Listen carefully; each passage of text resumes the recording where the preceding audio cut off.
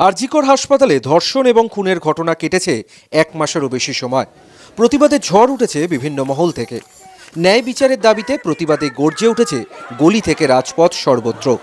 রাত দখল, মানববন্ধন, নবান্ন অভিযান, লালবাজার অভিযান, স্বাস্থ্য দপ্তরের সামনে ধর্ণা সহ একাধিক কর্মসূচি দেখা গেছে।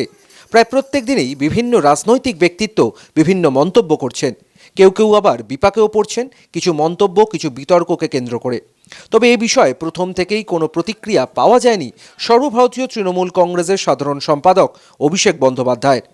মঙ্গলবার সুপ্রিম কোর্টের শুনানি এবং কলকাতা নগরপালের দায়িত্ব মনোজ কুমার বর্মা নেওয়ার পরেই সোশ্যাল মিডিয়ায় একটি পোস্ট করলেন অভিষেক বন্দ্যোপাধ্যায়, যেখানে আন্দোলনকারী জুনিয়র চিকিৎসকদের সমস্ত দাবিকেই কার্যত মান্যতা দিলেন অভিষেক।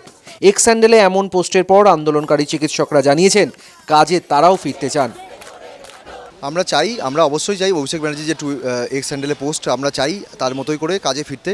তিনি যে বার্তা বলেছেন, আমরা চাই সরকারের পক্ষ থেকে আজকে আমরা যে মেল পাঠিয়েছি জুনিয়র ডাক্তারের তরফ থেকে যে মেল পাঠানো হয়েছে সেই মেলের রিপ্লাই আসবে এবং আমাদের সাথে আলোচনার মাধ্যমে আমাদের যে 3 এবং 4 এবং 5 নম্বর যে দাবি আছে সেই দাবিগুলো, অর্থাৎ কলেজের সেফটি সিকিউরিটি বাড়ানোর দাবি এবং কলেজের যে আমাদের গণতান্ত্রিক পরিবেশ ফিরিয়ে আনা, থ্রেড কালচারের বিরুদ্ধে গণতান্ত্রিক পরিবেশ ফিরিয়ে আনা, কলেজে ভোটের মাধ্যমে যে আমাদের ইউনিয়নগুলো বানানো, এই যে দাবিগুলো আছে সেই দাবিগুলোর আলোচনাতে বসবেন এবং একটা সদর্থক ভূমিকা আমরা পাবো এই আশা রাখছি। এবং আশা রাখলেই আমাদের আন্দোলন যে জেনারেল বডি মিটিং হয় সেই জেনারেল বডি মিটিং ডিসাইড করবে আমরা কাজে ফিরবো কি না এবং আমাদের এখানের অবস্থানগুলো উঠবে কি না।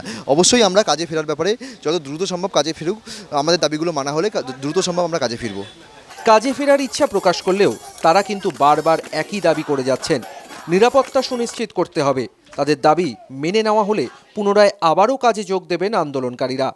এখন দেখার তাদের এই দাবিকে কবে মান্যতা দেয় রাজ্য প্রশাসন।